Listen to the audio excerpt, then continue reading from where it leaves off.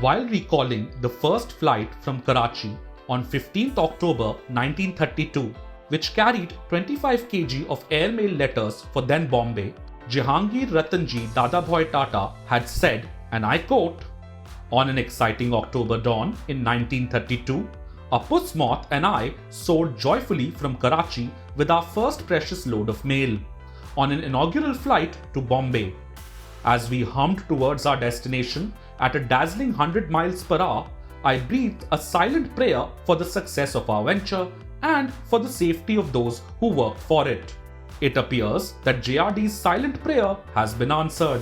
Last Thursday, Air India took off from the government's runway and landed in the founder's fold. The government gave the airline back to the Tatas after about 7 decades, a period marked by inefficiency which plunged the airline into huge debt. As on 31st August 2021, the airline's total debt was 61,562 crore rupees. Air India also had about 15,000 crore rupees excess liabilities towards unpaid fuel bills and other operational creditors. And now, as Air India takes off to reclaim its lost glory under the Tata Group, it will face turbulence in the form of major challenges that need to be addressed. For one thing, the Tatas have taken over the airline at the worst possible time. According to the Telegraph, because of the COVID-19 pandemic and high fuel costs, India's airlines are forecast to be headed for their biggest ever loss of over 20,000 crore rupees in this financial year. Consider also that Air India never made a profit since its merger with Indian Airlines in 2007-8. In fact, it reported a loss of 7,017 crore rupees in FY21. Now that they are back in Air India's cockpit, the Tatas aim to provide enhanced in-flight services and improved on-time performance. They also have to foster corporate culture among the airline's employees. According to a Business Daily, issues such as older aircraft and inferior cabin products also need to be addressed. Next comes the upgrade and maintenance of the fleet. While Air India has a fleet of 141 aircraft, a mix of narrow and wide-body Airbus and Boeing planes, the airline has agreed to hand over only 118 of them in flyworthy condition to the Tatas. Air India also faces a severe shortage of parts and engines for the 787 fleet. The Tatas have found that at any given time, there were at least 5 787s lying unused due to the unavailability of engines. Similarly, on the Boeing 777 fleet, the mainstay for Air India's lucrative US operations, at least 2 aircraft have been found not fit to fly, while the remaining need heavy refurbishing. Clearly, the Tata Group has its job cut out for it.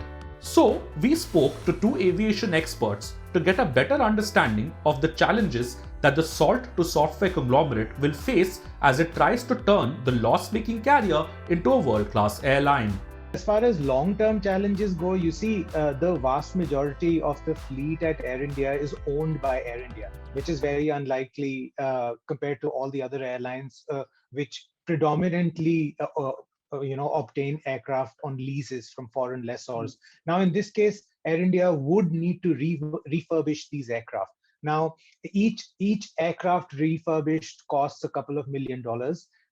And I mean, it obviously depends on what sort of amenities you'd want to offer. But, especially on the long haul fleet now that operates to Europe and the US, Wi-Fi is pretty common, on these routes and is offered by all their competitors. So, making sure that their in-flight product, the seats in the premium cabins, the in-flight entertainment. So all of this needs to be spruced up. And the other one obviously being competition, be it the Gulf Airlines or airlines in Europe who they compete with head on, not just from a product standpoint, but when you talk about the Gulf Airlines, it's obviously from a service standpoint. Yeah.